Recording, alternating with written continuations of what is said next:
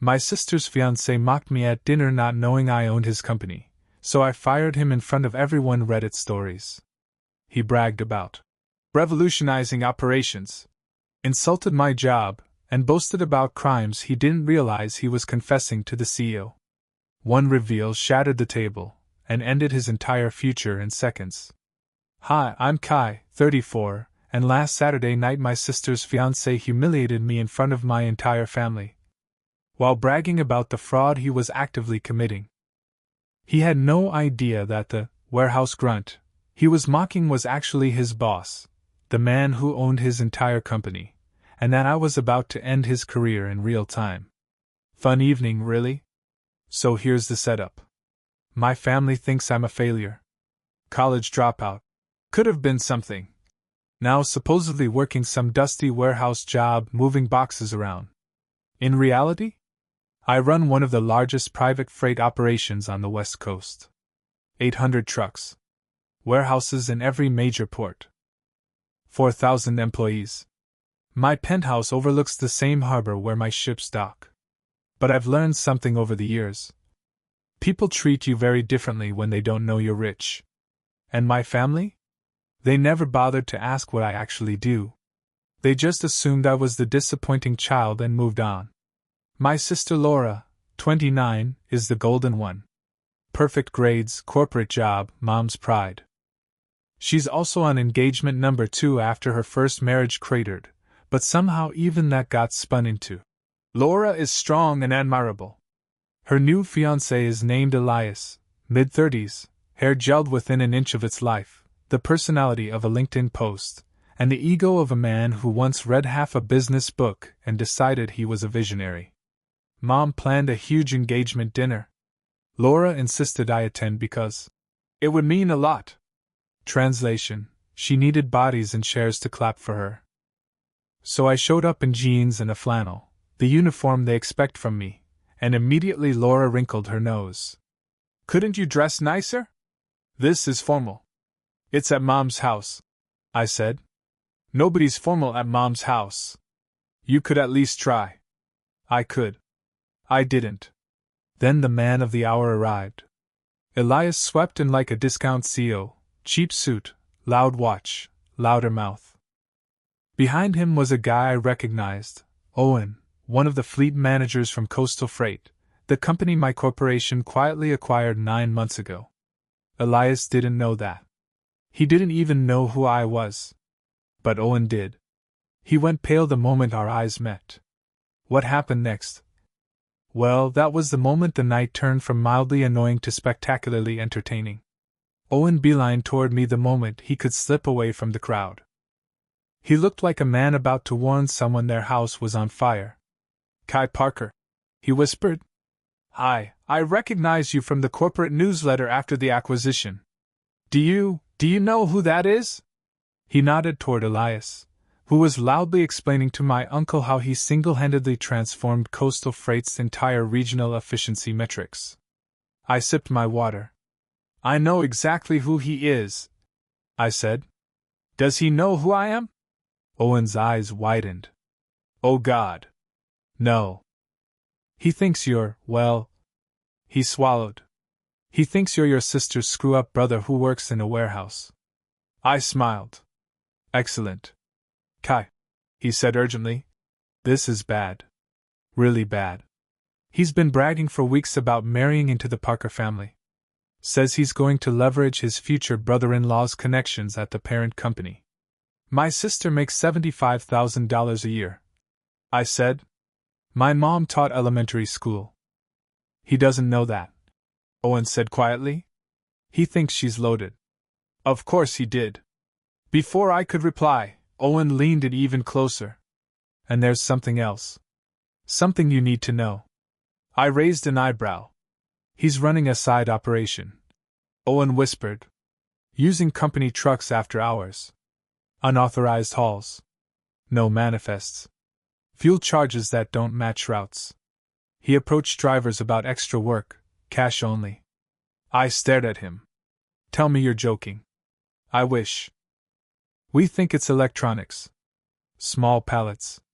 Laptops, consoles, tablets. Gray market stuff. He's using your network, your fuel, your insurance, for personal profit. I let that sink in.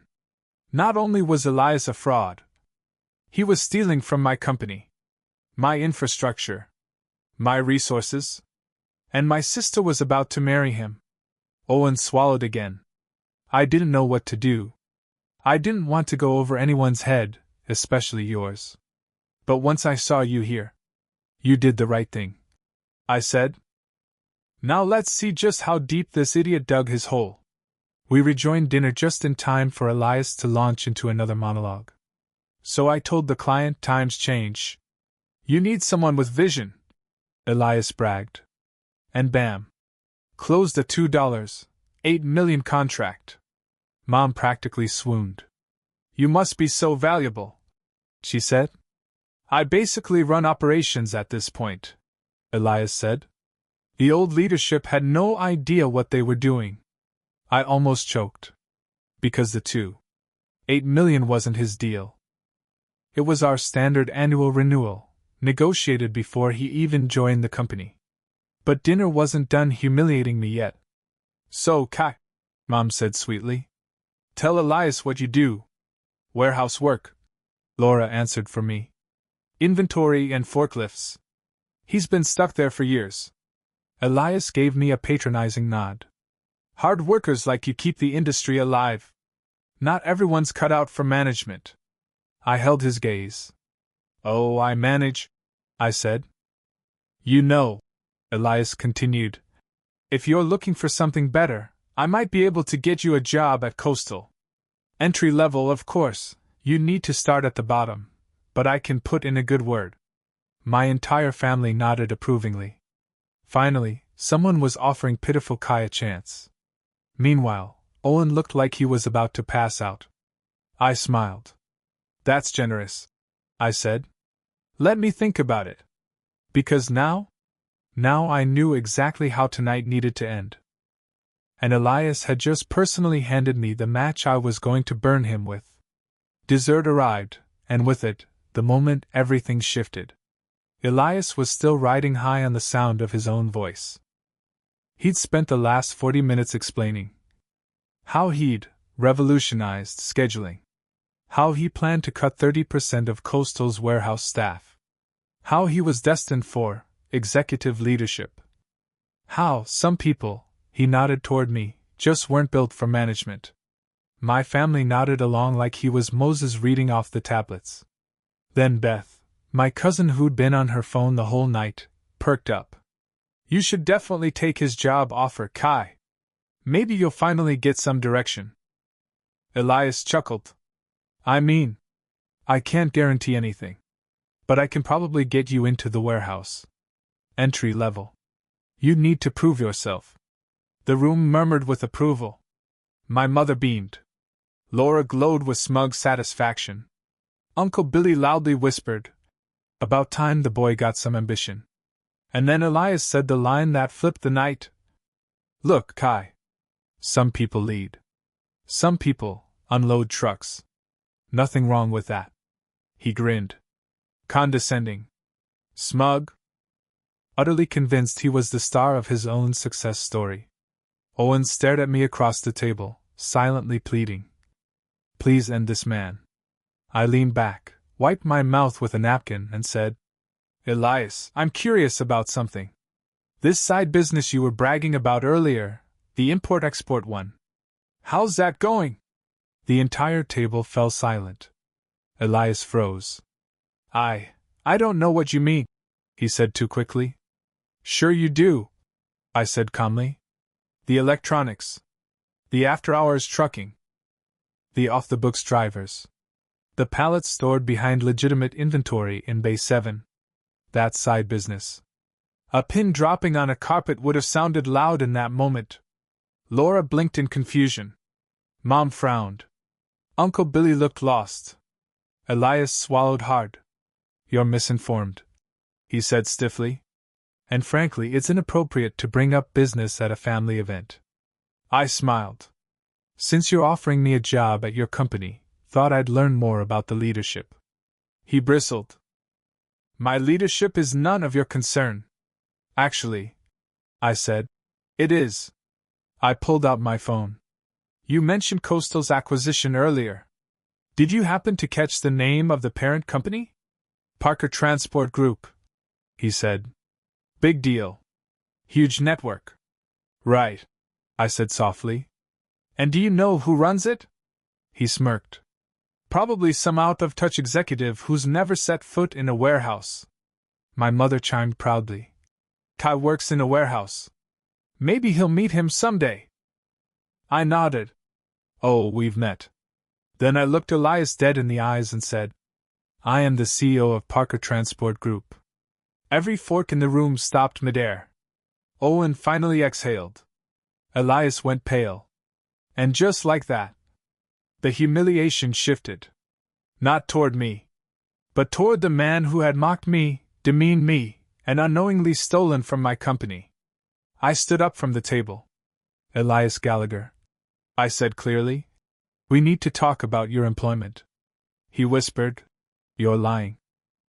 I opened an email on my phone, my legal team's report, filled with timestamps, photos, GPS logs. And I turned the screen toward him. You've been stealing from my company for months. And tomorrow morning I'm terminating you. My sister gasped. My mother's fork hit the table. Elias staggered back in his chair. The room erupted. But I didn't stay to listen. I had everything I needed. And Elias? His night of bragging had officially turned into the moment his career died. The room detonated. Laura grabbed Elias's arm. What is he talking about? Elias, what is he talking about? Elias stammered. He's making things up. He's trying to sabotage me because he's jealous. Oh, that was adorable. Mom rounded on me, eyes wide with betrayal. Kai, why would you ruin your sister's engagement dinner like this? I raised a hand. Hold on. I didn't ruin anything. Elias ruined this dinner when he spent an hour insulting me and bragging about crimes. Crimes. That word finally hit the table like a dropped anvil. What crimes? Laura demanded. I leaned on the back of my chair, calm as a lake. Well, Laura, your fiancé has been using company trucks to transport untaxed electronics across state lines, paying drivers cash under the table, falsifying manifests, using corporate warehouse space to store stolen or gray market goods. My mother gasped like she'd been slapped. Elias stood suddenly. That is a lie. All of it. You have no proof, because none of that happened. Owen, bless him, quietly cleared his throat. That happened, he said softly. Both Laura and Mom whipped toward him. You knew? Laura screeched. Owen looked pained. I suspected. I gathered evidence. I tried to figure out the proper way to report it, until I saw Kai here tonight. Elias glared daggers at him. You traitor. You're a criminal, Owen said simply. Elias turned back to me, trembling with rage. You set me up. I smiled. No. I just showed up. And what gives you the authority to fire me? He spat. Oh, that's easy, I said. I own the company. The silence was so perfect you could have framed it. Laura found her voice first. You own what? The company, I repeated. Parker Transport Group. The parent company of Coastal. All of it, Mom whispered. But you wear flannel. I also own a penthouse, I said. Flannel is comfortable, Uncle Billy muttered. I thought he drove a forklift. I do, I said. Sometimes. For fun. Mom swayed a little. Why didn't you tell us? I shrugged. Never seemed like you cared. But Elias wasn't done. You can't fire me, he snapped, voice cracking. I've done nothing wrong. I took out my phone again. Let's review. I tapped the first evidence file. Timestamps.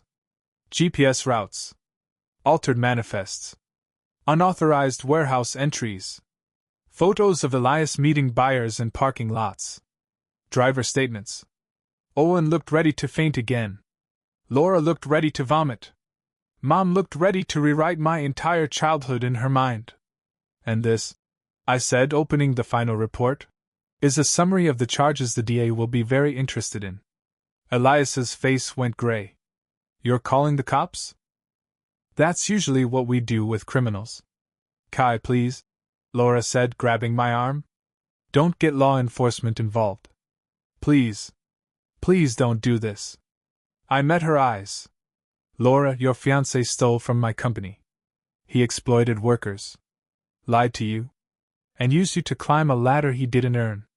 She covered her mouth, tears spilling. But he said he loved me. He loves money, I said softly. And he thought you had some. That was the moment she broke. She collapsed into her chair, sobbing into her hands. Mom glared at Elias with pure, undiluted fury. You monster, she hissed. You used my daughter. Elias tried to speak, but it came out as a squeak. Then, security arrived. Right into my mother's dining room. Owen jumped out of the way. The guards approached Elias. Mr. Gallagher, one said, you've been suspended pending a full investigation. You'll need to come with us. Elias backed up. You can't do this. This is harassment. You can't. He tripped over a chair, fell backward, and hit the floor with a very satisfying thud. Mom gasped. Laura stared. I finished my water. And that was only the beginning of the end for Elias Gallagher. Security escorted Elias out of my mother's dining room like a toddler being removed from a play area for biting someone. He was yelling the whole way. This is illegal. You can't fire me. I'll sue. I'll sue all of you. Laura, tell them to stop. Laura? But Laura didn't move. She sat there trembling, mascara streaked, staring at the table like it had personally betrayed her. Once the front door shut behind Elias and security, the room fell into stunned, echoing silence. Then my mother erupted. Kai Parker! How could you bring security into my home? I raised an eyebrow. Would you have preferred we let your future son-in-law finish his smuggling operation using my trucks? That's not the point. It's actually exactly the point. She sputtered. Laura sniffled. Uncle Billy choked on a grape. Mom paced behind her chair like a general preparing for war. So let me get this straight, she said, pointing her finger at me. You're the CEO of whatever fancy company this is. Parker Transport Group, I said. And you never thought to tell us? You never asked, I said simply. She froze. You never asked? I nodded. For years you assumed I was failing. It never occurred to you that maybe I was building something. Laura wiped her eyes. Why did you let us believe you were some forklift guy? I shrugged. People show you who they are when they think you're beneath them. That landed like a brick. Owen stood silently in the corner, trying to blend into the wallpaper. Mom sank into a chair. So all those times we told you to try harder, or to follow your sister's example. Yep. And the times we told you were irresponsible. Sure. And when we said you lacked ambition. That one was funny, I said. I was running a multi-state fleet by then. Mom covered her face with both hands. Oh my God, she whispered. We raised a billionaire and treated him like a disappointment? I offered. She whimpered. Laura finally looked up at me. Her voice was small. Kai, did he ever actually mean anything to you? I softened just a fraction. I wanted him to be good to you. That's all. She nodded weakly. And you really weren't going to say anything? Ever? Well, I wasn't planning to fire your fiancé in Mom's dining room, but life comes at you fast. Uncle Billy finally spoke. Kai, son, does this mean you're rich? Owen snorted so hard he choked. I sighed. Uncle Billy, I own 800 trucks. Billy beamed. Does this mean you can buy the Seahawks? Absolutely not. But the shift in the room was palpable. For the first time maybe ever, they were seeing me. Actually seeing me. Not as the family screw-up. Not as the dropout. Not as the warehouse guy. But as someone who built something real. Someone they had underestimated for far too long. Mom reached across the table and grabbed my hand. Kai, I'm so sorry. I didn't say anything. I didn't have to. But before the apology could hang too long in the air, my phone buzzed. A message from my head of security. DA wants to move forward. Need your approval to proceed. I locked my screen. The night wasn't over yet. After the humiliation parade wound down, the evening fizzled into awkward cleanup and stunned silence. Nobody dared mention dessert. Mom tried, bless her heart, but when she brought up the tiramisu, Laura burst into tears again and Mom ended up hugging her while crying into the whipped cream. Uncle Billy ate my slice. I slipped out quietly, giving Owen a nod to follow. We stood on the sidewalk under the porch light, the muffled sound of Mom wailing inside. You okay? I asked him. He laughed bitterly. I'm fine. I'm not the one who got fired during lasagna. Fair enough. Thanks for backing me up, I said. He shook his head. Man, thank you. I've been watching that idiot tear apart our division for months. Nobody could figure out how he kept getting away with it. Now it makes sense. He thought he was invincible. Smugglers often do, I said. So, what now? Owen asked. I pulled out my phone. I give the DA the green light. Legal's already prepped. He'll be arrested within the week. Owen whistled low. Your sister gonna be okay? She'll survive, I said. Her ego might not. He nodded, then hesitated. Can I ask something? Shoot. You're really, like, the CEO? The CEO? Of all of it? I nodded.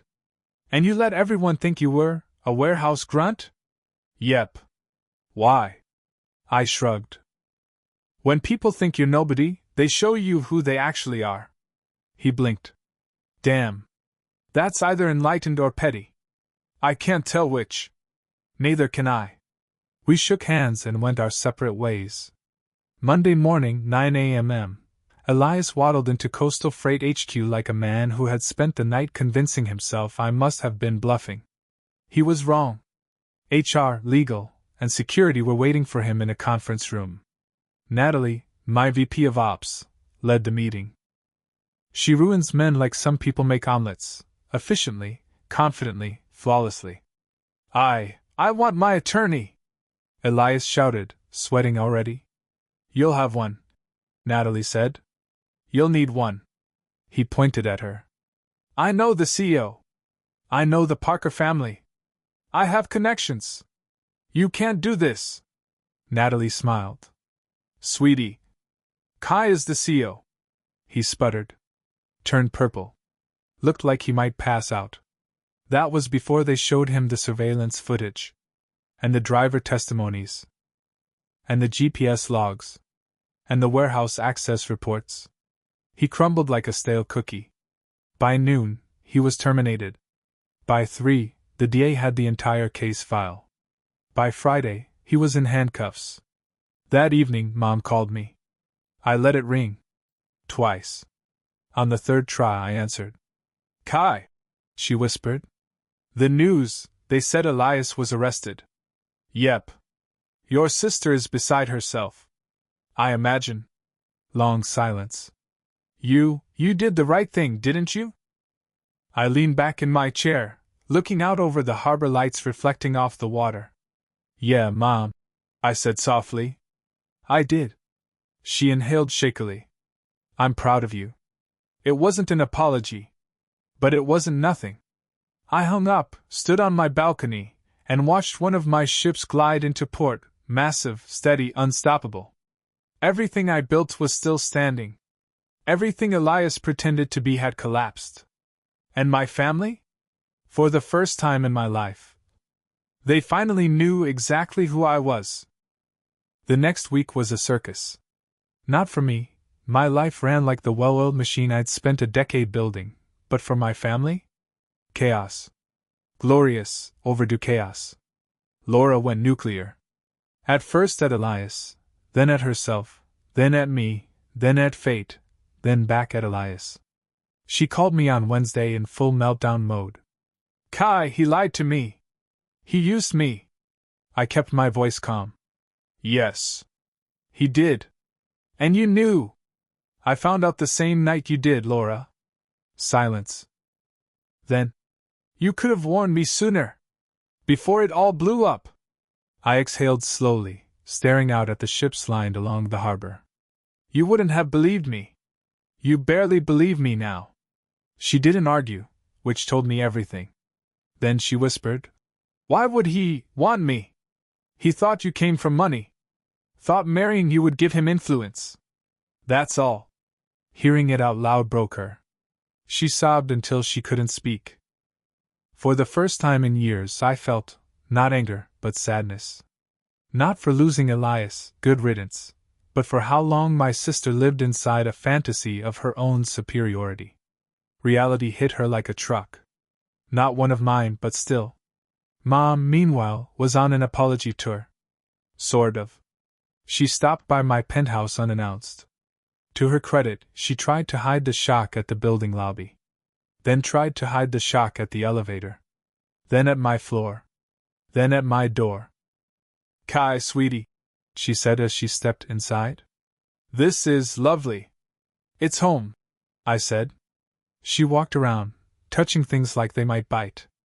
Eventually she sat on the edge of the leather sofa and folded her hands. I owe you an apology. I raised an eyebrow. That's a new sentence. She winced. I didn't know I was dismissing you. I thought I was pushing you to do better. I was already doing better, I said. I see that now. She looked around again. You built all of this? Yes. With no help? Correct. And you really own all those trucks? I smiled. Dozens of fleets. Thousands of employees. Multiple terminals. She blinked hard. I'm proud of you, she whispered. I didn't say anything. My silence was answer enough. But she reached over and squeezed my hand. I'm going to try to make things right. We'll see, I said. She nodded, accepting that. It wasn't forgiveness. But it was a beginning. Thursday afternoon, I got an unexpected call. From Coastal's district manager. I just wanted to say thank you, he said. Your intervention saved us from a disaster. Elias was one audit away from dragging us into a federal mess. No problem, I said. Do me a favor, promote Owen. There was a pause. Owen Hayes? He's sharp. Honest. Loyal. We need people like that leading. I agree, the manager said. I'll make it official. Sometimes justice is dramatic. Sometimes it's quiet. Both feel good. Friday morning, the DA held a press conference. Elias was officially charged with 3 counts of freight fraud, 2 counts of unauthorized use of corporate property, 1 count of tax evasion, and 1 count of criminal smuggling. He looked like a deflated balloon in the courtroom sketches. Laura refused to watch. Mom watched twice. Uncle Billy printed out the article and taped it to his garage fridge. Owen sent me a selfie with the caption, Justice hits different. That night, I sat on my balcony as the port lights flickered across the black water. One of our container ships rumbled in the distance. My empire was growing. My family was changing. And the people who underestimated me? They were learning the hard way that quiet doesn't mean weak. And humble doesn't mean small. I wasn't done yet. Far from it. 2 weeks after the DA filed charges, life at the company settled into a new, almost satisfying rhythm. Coastal Freight, the same place where Elias strutted around pretending to be a king, now ran smoother than it had in years. Funny how removing one incompetent smuggler does that. Owen sent me updates almost daily. Drivers relieved. Routes running clean. Warehouse morale skyrocketing. Productivity up 12% already. He even sent a photo of the 3 drivers Elias had roped into his scheme. They were standing in the break room, laughing for the first time in months. "Guy had us thinking we'd go to prison if we didn't do his secret runs," one said. "You're safe now," Owen told them. "The owner has your back." I didn't miss the double take they gave him at the word owner. Word spreads fast in logistics. Meanwhile, my family was still adjusting. Laura had started going to therapy, which I honestly thought was the healthiest thing she'd done in years. She texted me occasionally updates like, "I told my therapist everything." She says I'd built my identity around being the successful one. She says I might have projected that onto you. No kidding. But I didn't say it. Growth is fragile. Letting her walk her own path mattered more. One night she called and said quietly, "You didn't embarrass me, you know." Elias did. I'm trying to accept that. That was the closest thing to accountability I'd ever heard from her. I'll take it.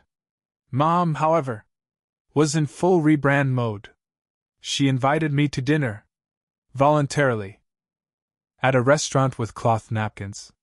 Halfway through the meal, she leaned across the table and whispered like she was confessing to murder.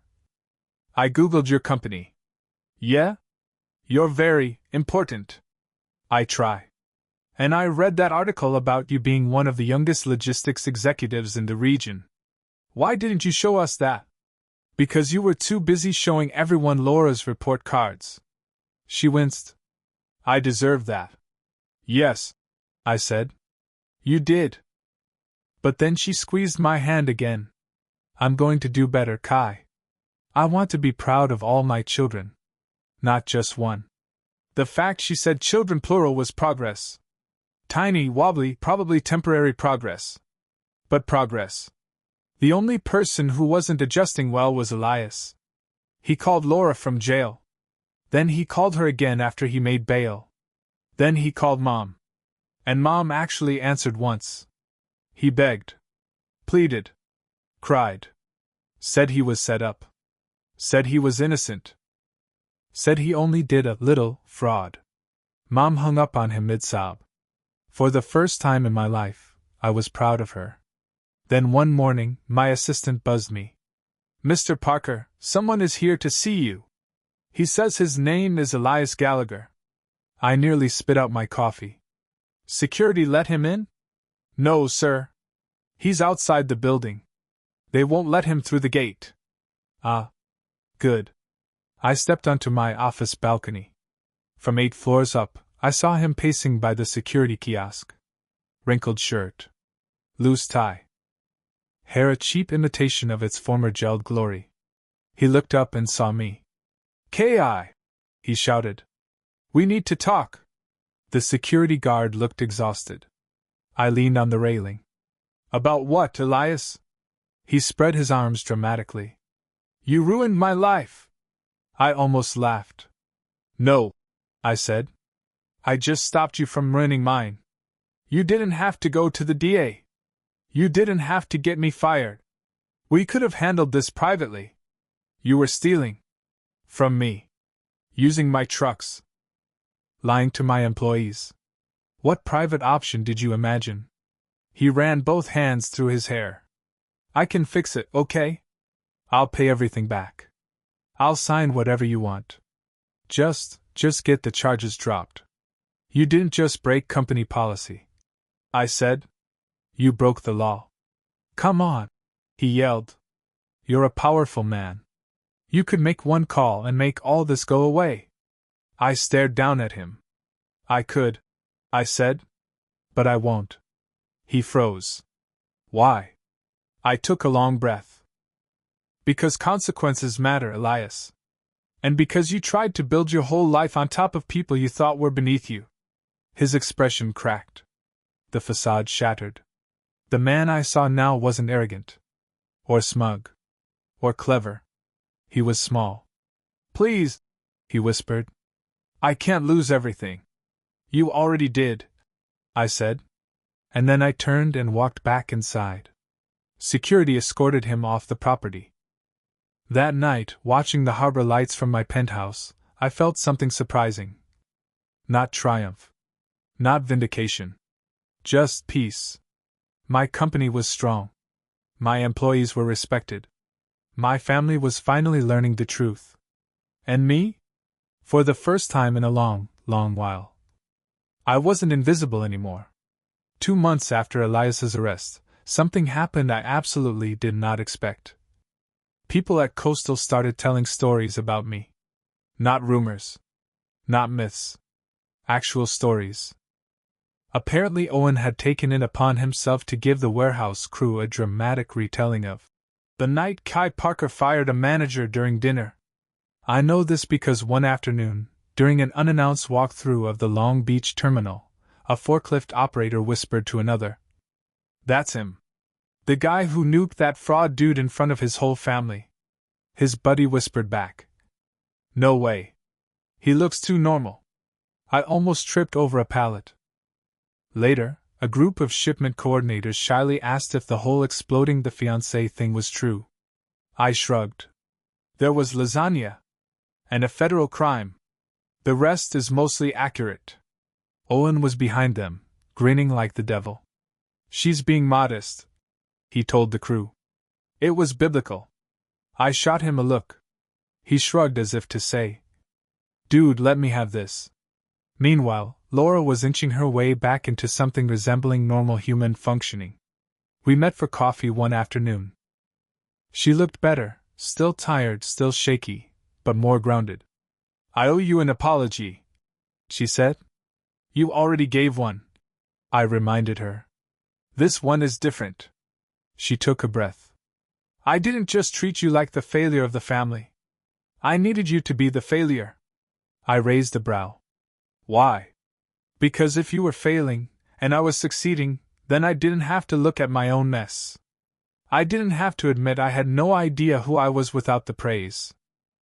That was the most honest thing she ever said to me. "So now what?" I asked. She looked down at her tea. "Now I'm trying to figure out who I am when I'm not performing for Mom, or work, or men like Elias." I nodded.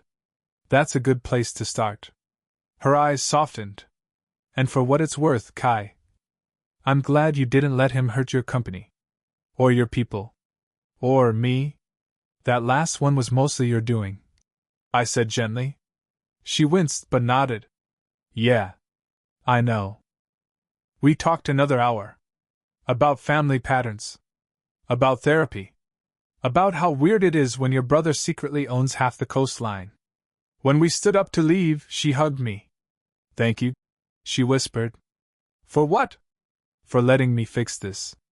For not giving up on me." I didn't say I had given up once. No point reopening that door. Instead, I told her, "You're my sister. That part doesn't change." Mom, however, was entering her public redemption arc. She invited me to a family barbecue. Which was already funny. My family doesn't barbecue. We microwave. Poorly. But there she was, apron on, flipping burgers she had no business flipping, waiting for me to arrive like a visiting diplomat. "Kai!" she cried, hugging me like I'd returned from a war. "Everyone's here. Everyone wants to see you." Translation. She had updated the entire family biography to include details she'd ignored for a decade. Uncle Billy saluted me. "My CO nephew," he said proudly. "Built like a Greek god, brain like a calculator." Mom hissed, "Billy, stop objectifying the boy." He winked at me. "It's okay," I said. "I like being tall and employed." Cousin Bess showed up with a notebook. Could you maybe look at my resume?" 5 years ago, she told me logistics was for people who didn't make it in college. Now she wanted mentorship. I glanced at the resume. "You're using Comic Sans." She looked horrified. "Is that bad?" "It should be a federal crime." She crossed it out immediately. Things were changing. Not perfect. Not magically healed. But shifting in a way I didn't expect. Then, after everyone left the barbecue, Mom sat beside me on the patio swing. The evening was warm.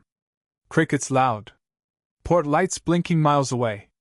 I need to tell you something, she said softly. That sounds serious. It is. She took my hand, something she hadn't done since I was maybe 12. I didn't understand you, she said. And instead of trying to, I judged you. I thought I was pushing you to be successful, but really I was punishing you for not being like your sister. I let her speak. You never needed my approval, she continued. You just needed my respect. I didn't give you either. Her voice cracked. But I'm trying now. I'm learning. And I'm proud of you, Kai. I always should have been. I swallowed hard. That means something, I said quietly. She leaned her head on my shoulder. You know, when you were little, you always said you'd build something big one day. I remember. I just never realized you meant this big. We sat there a while. Two imperfect people. Trying. Learning. Repairing. And for once, it didn't feel strained. It felt earned. Meanwhile, because karma has scheduling, I got a text the next morning. From an unknown number. Kai, it's Elias. I need your help. I stared at it for a long, still moment. The world has a sense of timing, doesn't it? I stared at Elias's text for a full 30 seconds, the way you look at an insect you thought you'd flushed down the toilet 2 weeks ago. Then another message came in. Please. Just hear me out. Then. If you block me, you're basically ruining my life. Ah, there he was. The man, the myth, the unapologetic narcissist. Before I could respond, my phone buzzed again, this time with an incoming call from a number I recognized. Laura. I answered. Before you ask, she said, I did not give him your number. He stole it from an old group text when we were planning the engagement dinner. I pinched the bridge of my nose. Of course he did. Kai, she groaned. Do not engage. He's spiraling. He called me crying at 3 a.m. I blocked him. He called Mom. She blocked him. He called Uncle Billy. Uncle Billy told him to join the Navy. Solid advice, I said. Point is, she continued, he's desperate and flailing. Do not give him oxygen. But then she hesitated. That said, I am curious what he wants. I hung up before she could talk herself into a bad decision. Then I texted Elias back. You have 60 seconds. Make it worth typing. He responded instantly. Meet me. No. Please. I'm at the old pier near Terminal 4. I just need 5 minutes. Terminal 4. My port. He chose that on purpose, to remind me of the empire he once tried to steal from. Fine. 5 minutes wouldn't kill me. The old pier was empty at that hour. Gulls, the sound of waves hitting metal, distant cranes moving containers in slow arcs across the skyline. Elias was sitting on a bench, hunched forward, gripping a crumpled envelope. He looked smaller. Not physically. Morally. When he saw me, he stood. Kai. Thank God. Start talking, I said. Clock's ticking. He swallowed hard. I'm leaving the state. They offered a plea deal, but if I take it, I'm done. I'll never work in logistics again. No management position will touch me. You should have thought of that before becoming a criminal. He flinched. I know. But I'm trying to make things right. He held out the envelope. What's that? A letter, he said. For Laura. Why don't you give it to her yourself? She blocked me. Won't take my calls. Her mom hates me. Her friends hate me. I just need someone she might actually listen to. A wild miscalculation, but okay. What's in it? I asked. An apology, he said quietly. And the truth. Everything I lied about. Everything I hid. She deserves to know. I stared at him. Elias rarely told the truth. When he did, he usually told it sideways. But now, he looked like a man who'd been scraped raw. Not because he felt remorse, but because consequences finally caught up. Why should I give her this? I asked. Because you're her brother. He choked on the word. And because, despite everything, you won. I raised an eyebrow. This isn't a competition. You destroyed me, he whispered. And you didn't even break a sweat. That's because I didn't need to destroy you, Elias, I said. You built your entire life on lies. All I did was stop holding the ladder. He sat back down, head in his hands. I don't know what I am without the job. Without the title. Without something to pretend at. I studied him. There is a specific moment in some people's lives when they realize the version of themselves they curated is not the version reality recognizes. Elias was standing in that moment, barefoot, unprepared. Here's the truth, I said. You could have been good. You could have built something, earned respect, created a life worth living. He looked up at me, eyes rimmed red. But instead, I continued, you decided to cheat. He nodded once. A broken, bitter acknowledgement. So, will you give her the letter? I took it from his hand. I'll deliver it, I said. No promises she reads it. He nodded again, then exhaled shakily as if letting go of something heavy. Thank you, he whispered. I didn't do it for you. I know, he said. You never did. He stood, shoved his hands into his coat pockets, and walked away down the pier, shoulders hunched, silhouette small against the vast steel skeleton of the port. And for the first time, I didn't feel anger toward him. Not pity. Not satisfaction. Just clarity. Some people destroy themselves. Some people build themselves. And some people never understand the difference until it's too late. Elias fit squarely into the third category. I slid the envelope into my jacket pocket. Then my phone buzzed. Owen. You're going to want to come to the Tacoma site, he said. We found something. What kind of something? I asked. The kind that makes what Elias did look like a warm-up act. I closed my eyes. Of course. The logistics world never sleeps. I met Owen in Tacoma. He handed me a tablet showing warehouse footage, a different supervisor, running a second hidden scheme, bigger, smarter, far more dangerous than Elias's. I exhaled, pocketing the evidence. Ready to handle another one? Owen asked. I nodded. Yeah. Let's clean house. Because this time my family knew exactly who I was. And I wasn't done building, or defending, what I'd created.